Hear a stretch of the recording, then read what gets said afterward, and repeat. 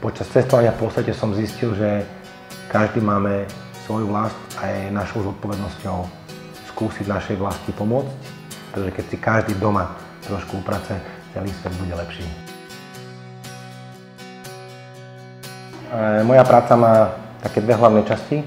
Jedna je investovanie do začínajúcich podnikateľov vo veľmi skorom štádiu, kde im s tímom pomáhame, aby narastli a dosiahli úspech.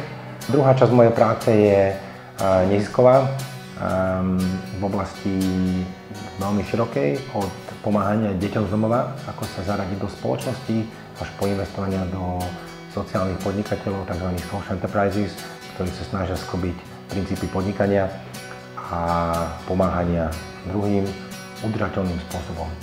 www.nadaciaprovida.sk nájdete všetko, čo robíme.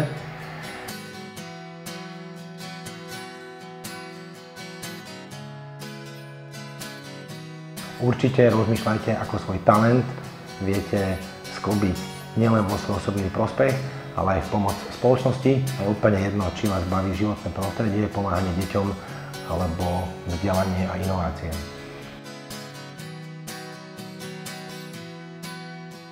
A zabudol som povedať, ako sa popri zladení vášho osobného prospechu a pomáhania spoločnosti sa dá mať ešte trošku fun. Takže na to nesmieme zabudnúť. Takže to je všetko.